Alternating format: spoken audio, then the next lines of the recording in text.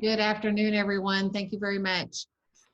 We are going to try to see what we can cover regarding shoring up our finances during this very unusual time.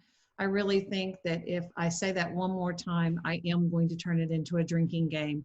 It's going to be a lot like Gary England.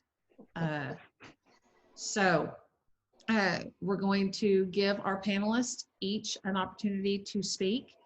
And if you could please hold your questions to the chat until the end, or we'll do the chats during anyway.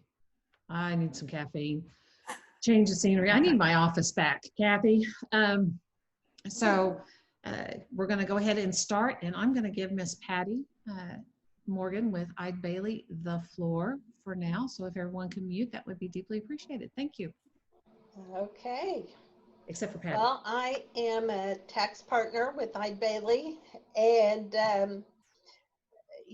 since this has been just crazy, I mean, throwing all of the businesses in turmoil and, either having to let people off or close themselves.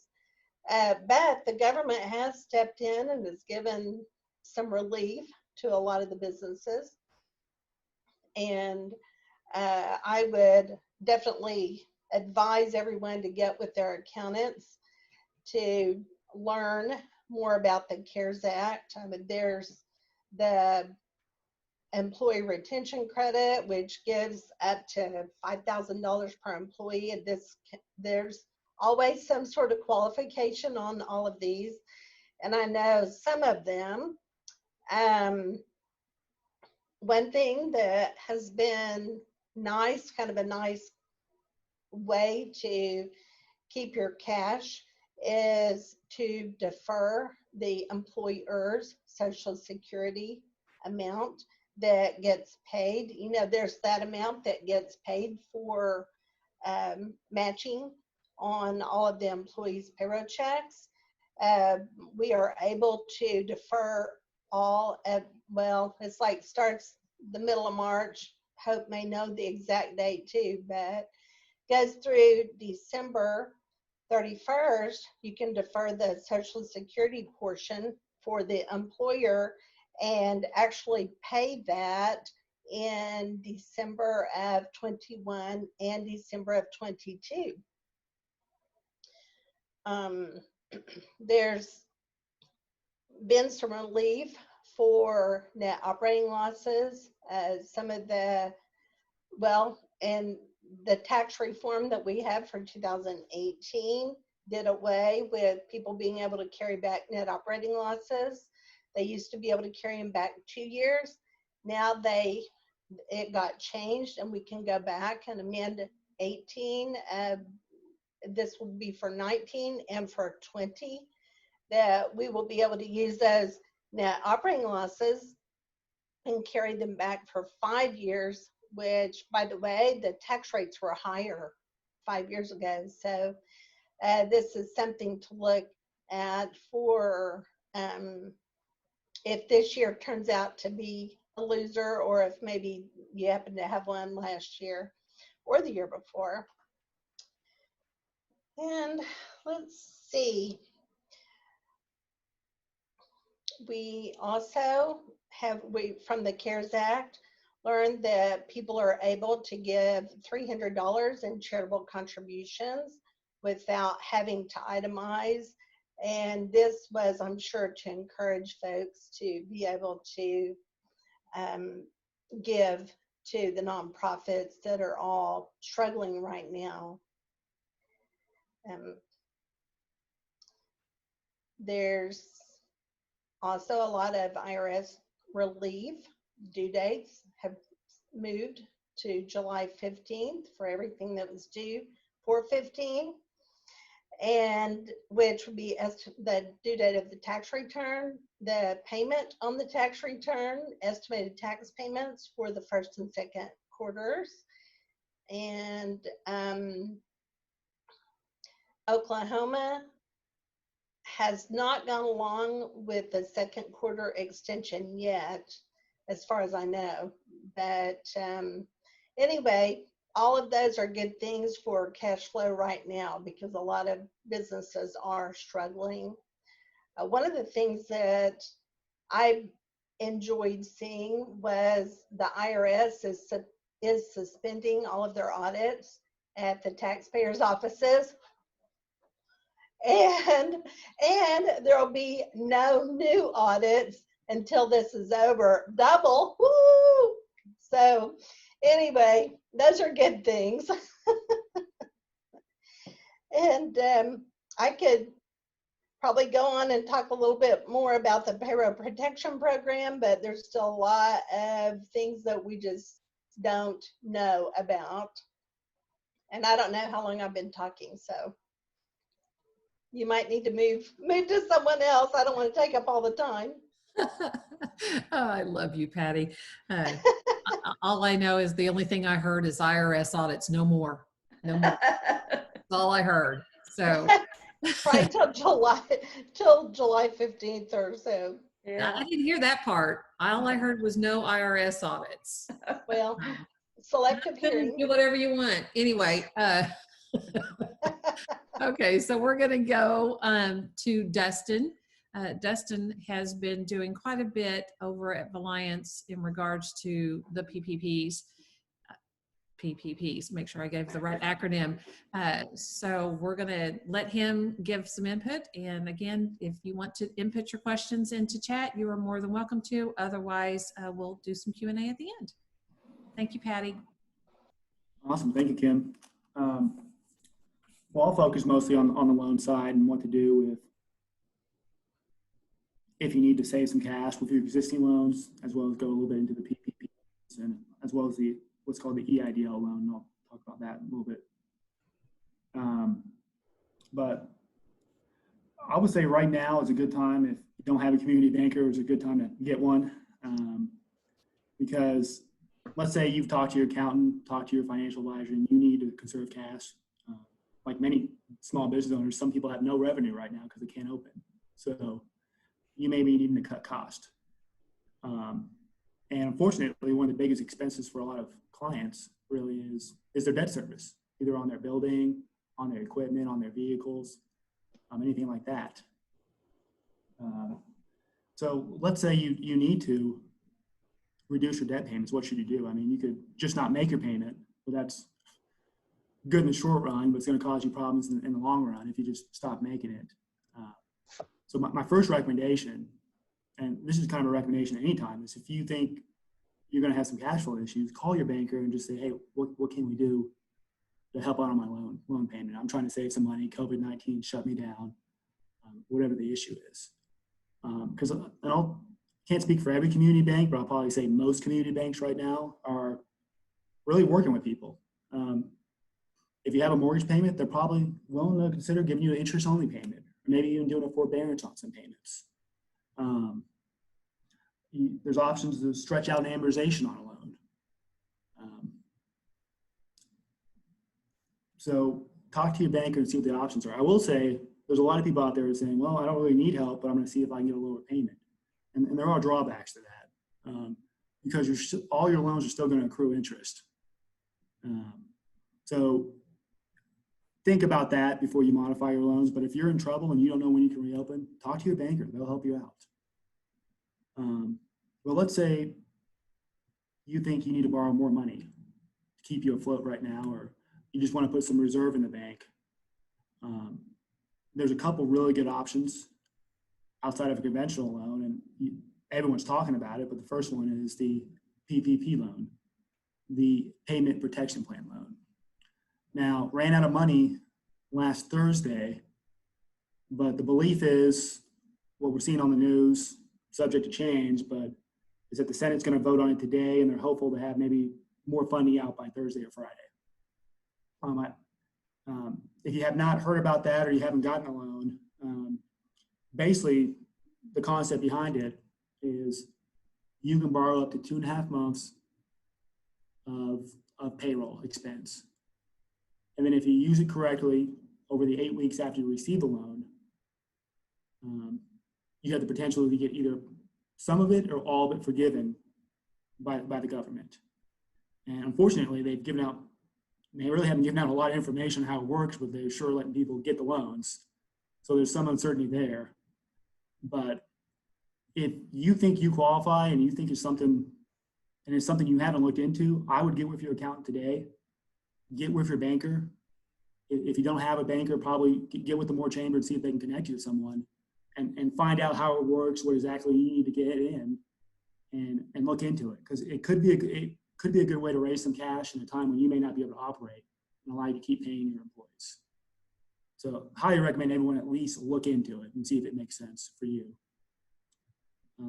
The other program that's out there from the SBA is what's called the Economic Injury Disaster Loan.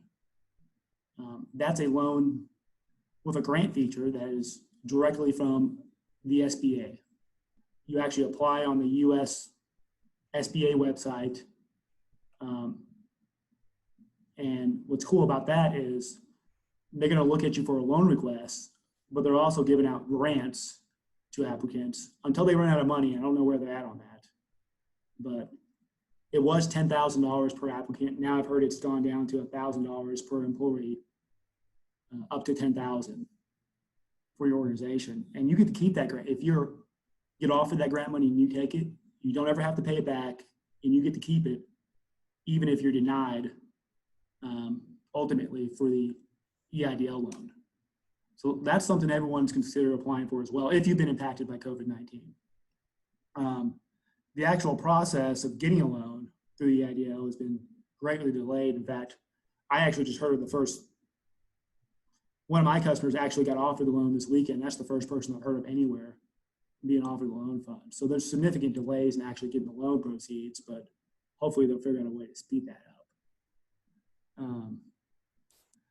Longer term, if neither of those make sense for you, there are conventional loans out there, but I'd be careful. Sometimes think hard about borrowing a bunch of money when you don't have income coming in, because it sometimes puts you in a bad spot, even when your revenue does return. But I'll stop there for now and wait for questions.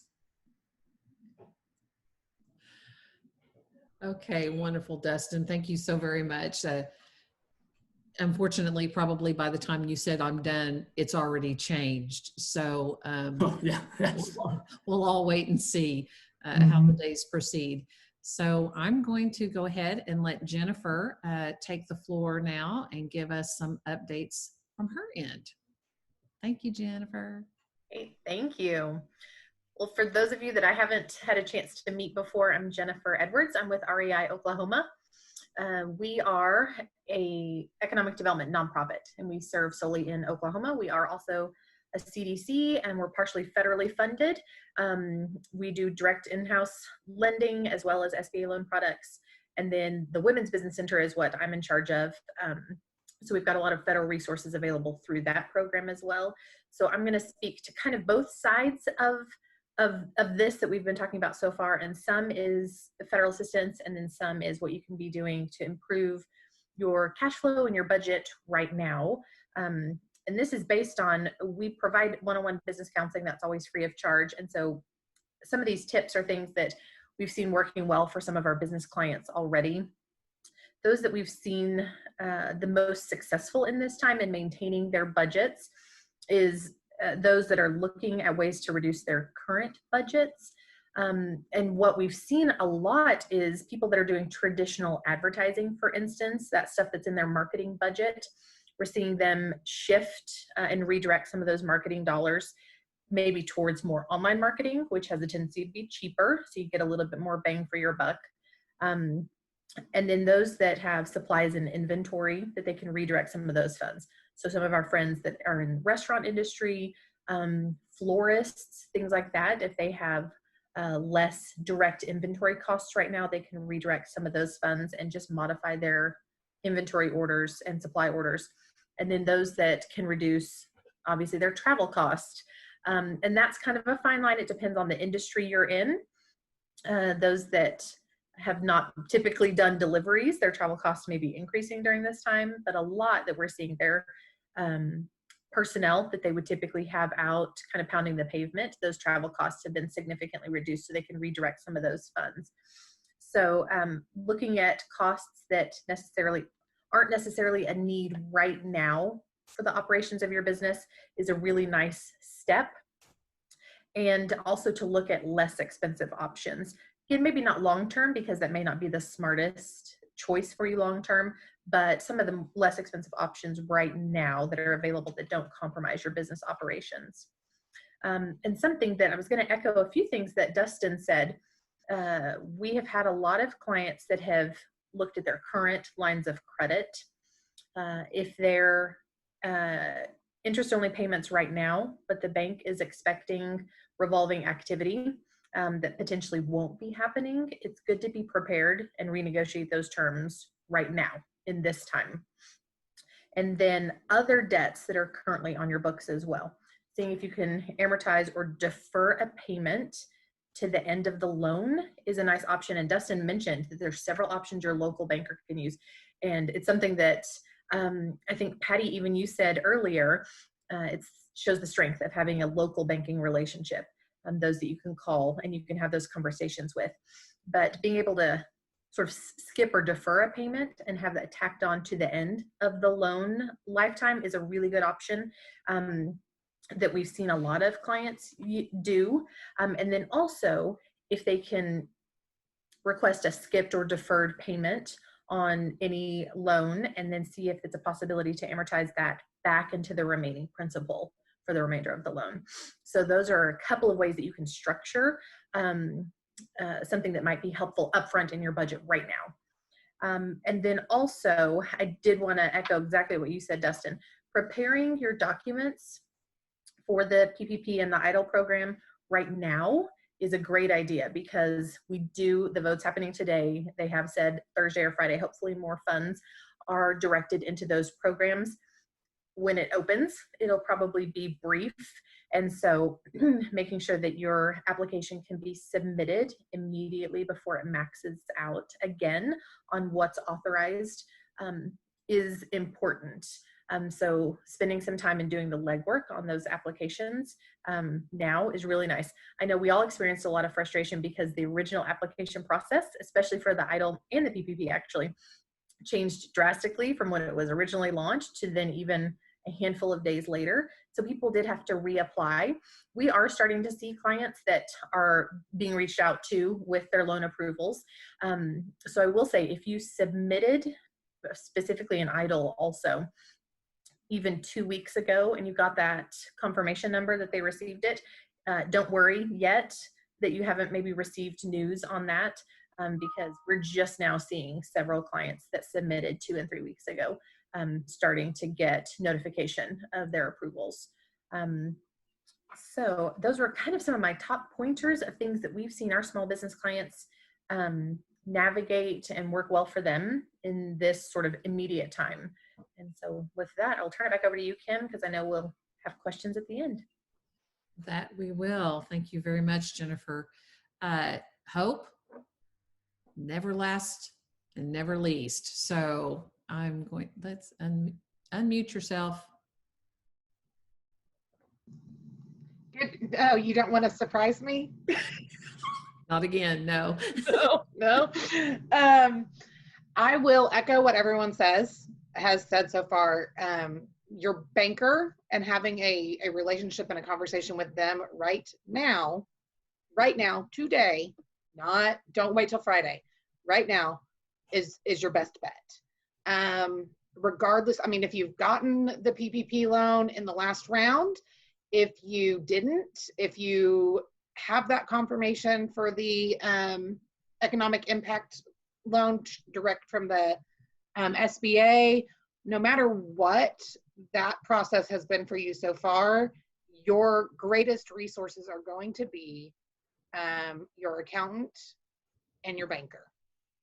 And I do know I have one client that applied for the economic impact at the end of March, got the email to go in and redo it on the 30th.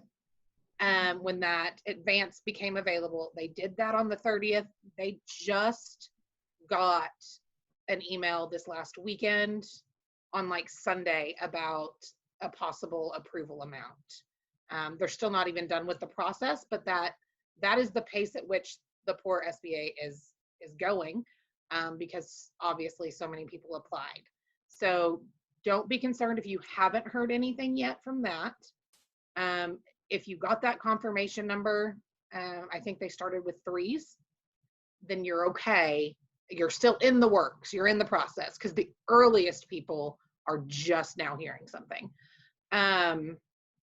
My biggest concerns right now are twofold for my clients. One is those who missed out on the PPP window. We are finalizing all of their documentation during this downtime between funding. We're making sure that everything is ready to roll. Those payroll reports are exact. Everything is ready, so that all we have to do is talk to the banker, say, here is everything. So when funding opens up, apply and have it ready to roll. If you don't do that, you're going to miss it.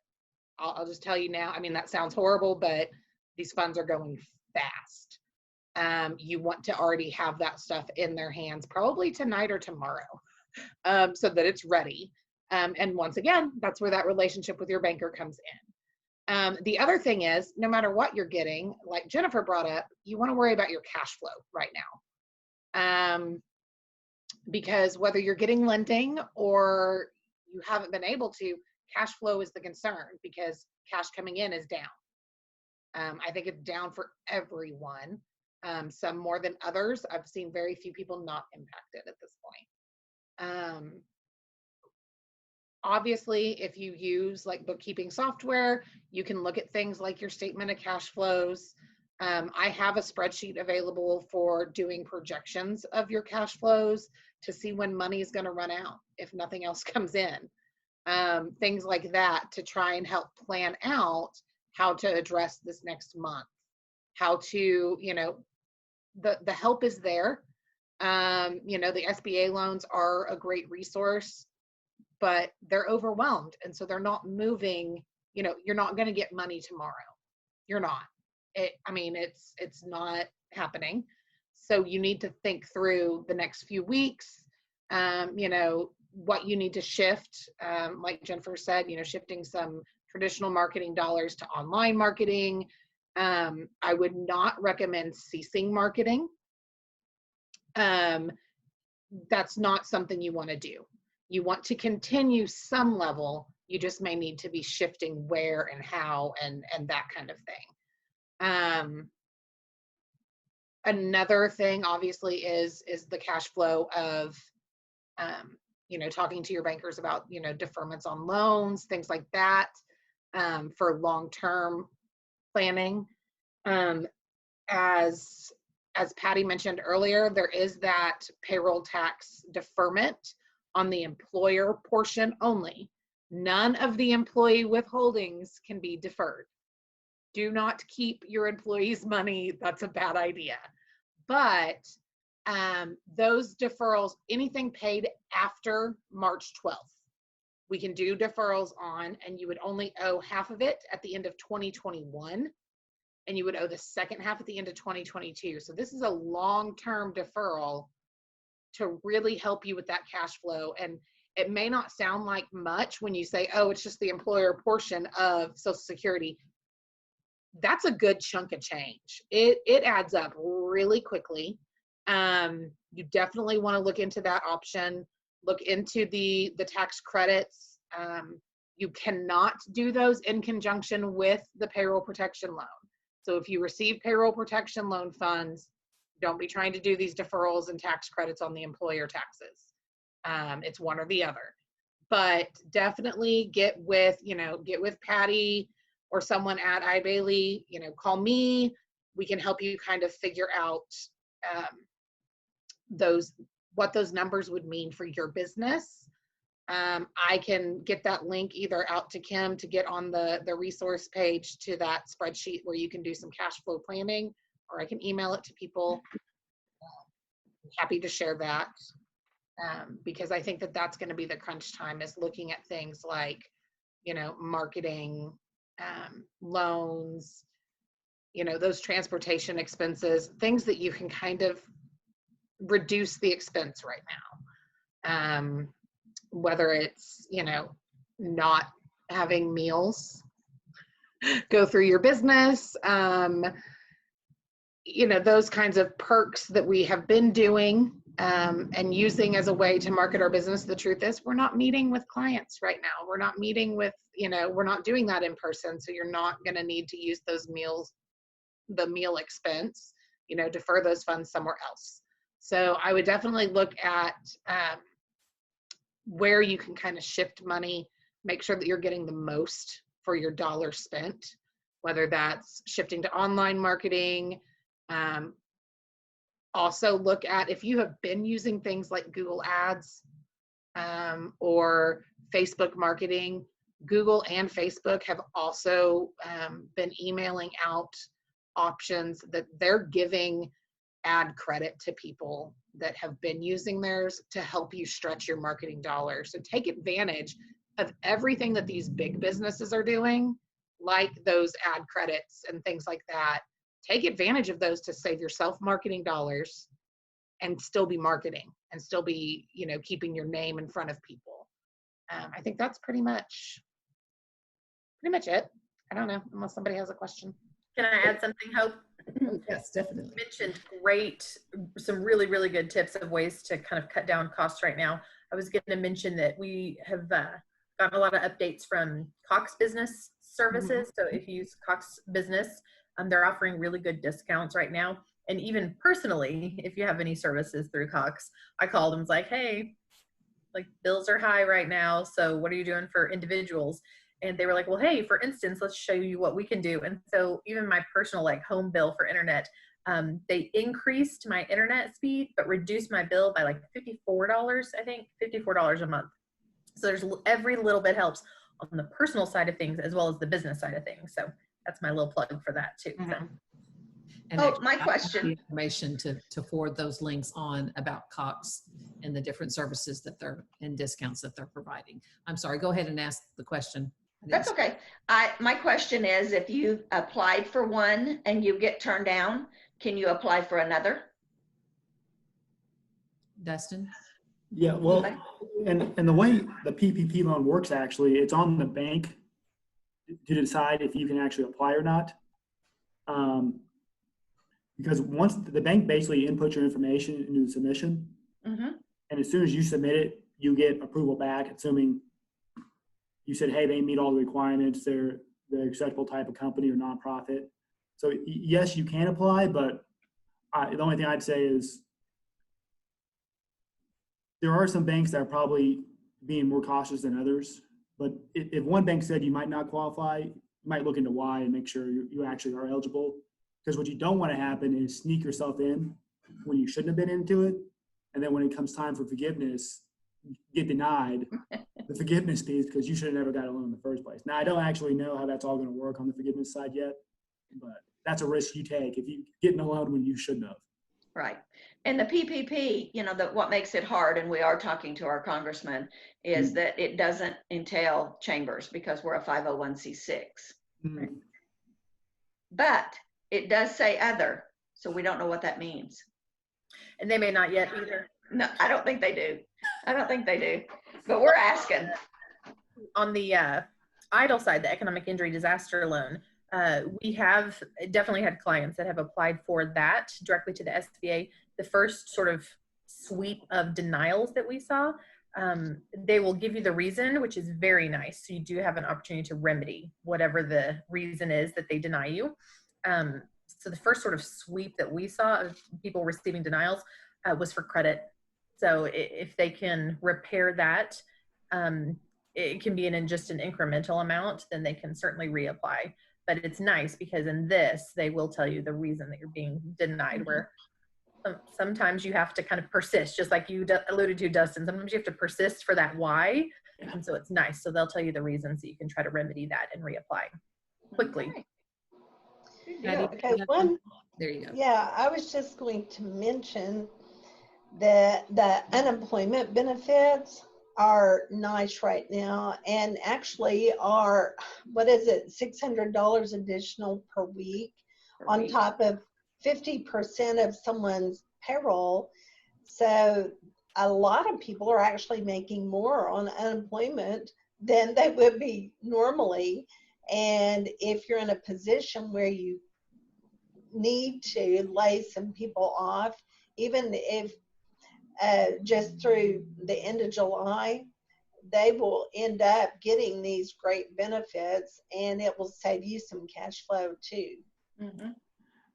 You know, it's interesting to mention that, Patty, because we've had a couple of small businesses saying, awesome, so in a couple of months when I can start rehiring employees, they may not want to because they're making more until that July timeframe.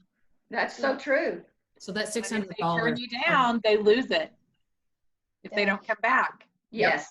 So that's But, you know, if you do decide to lay off some or need to lay off some employees or furlough the employees, and they go down to file for unemployment, make sure that you let them know to ask to have taxes withheld, because they don't naturally withhold taxes on that. And then when people file their tax returns next year, they're surprised that they have tax on unemployment compensation. And that extra $600 a week for a couple of months would really hurt without taxes withheld. I would Right. highly recommend making sure that taxes are withheld as well. But it's, you know, I've had a few employers that have had to make that call, and they felt terrible and they didn't want to let people. And I'm like, okay, if you're ever going to do a furlough, if you're ever going to lay people off, now's the time to do it and not feel guilty, because they're going to be fine. They're going to have plenty of money coming in. You need to do what you got to do so they have a job to come back to. And that's unfortunately sometimes the call that we're having to make. You know, I've been fortunate. I only have one little part-time employee. So keeping that payroll going wasn't the stress of 5, 10, you know, full-time employees. But it's still there. It's still in the back of my head that, oh yeah, I've got to make sure payroll is okay. But yeah, I would recommend if that is needed. You know, I know small business owners, you guys feel guilty. I mean, your employees are like family. And you start feeling bad. Don't feel bad if you need to furlough them. Don't, because that's how you're going to guarantee they have a job to come back to. And they're going to be okay. Financially, unemployment is, you know, is taking care of that. And the kinks have been worked out. That first couple of weeks was bonkers for unemployment. But now that it's not the mad dash that it was in that first 2 weeks where it was like a spike that no one had ever seen coming, I haven't heard issues about, you know, the site crashing and all of those things now. People are getting their approvals and getting things like they normally would. So they're not even going to have those delays. Self-employed unemployment is coming. Go ahead and apply if you need to as a self-employed person. You get your application in. Then you will need to fax or mail in proof of income. So like the profit and loss and stuff that shows the net income from your business. They haven't officially opened that up, but you can go ahead and apply, get denied because you're self-employed, and be in that process already. I will share with Kim a link to an attorney that gave step-by-step what you need to do as a self-employed person if you need to file unemployment as well, because that will be very helpful to you so that there's not a delay once the pandemic unemployment for self-employed people kicks in. So there are other options.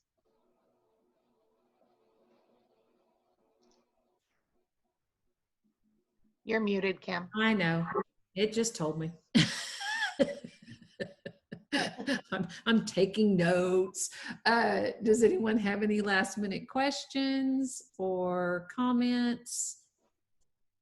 It's so hard to talk about the money, but the money is the root of everything that we've got going on right now. Patty, Hope, Dustin, Jennifer, thank you guys very much for taking time out of your day to share this information with us and give us some enlightenment.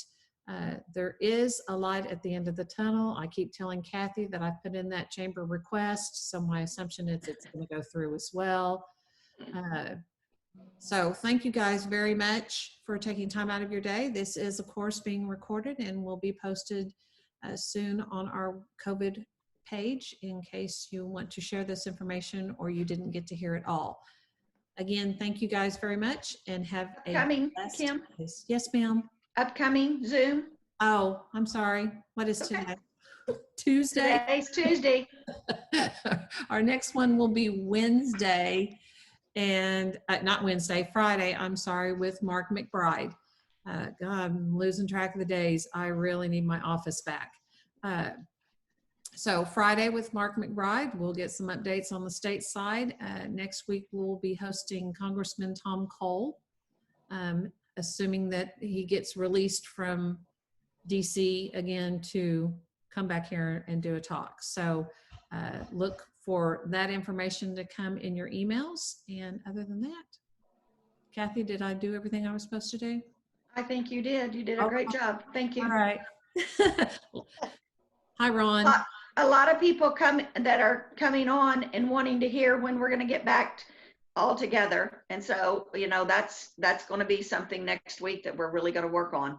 Actually, that is one of the conversations that we do have on our agenda for next week is how to get back to work safely and how that is going to be implemented regarding the new safety measures that most likely will be in place in most all businesses mandated by either the state or the municipalities and or counties.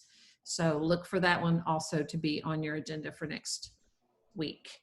So other than that, you guys have a great day. And again, thank you guys very much for being our panelists. Have a beautiful day.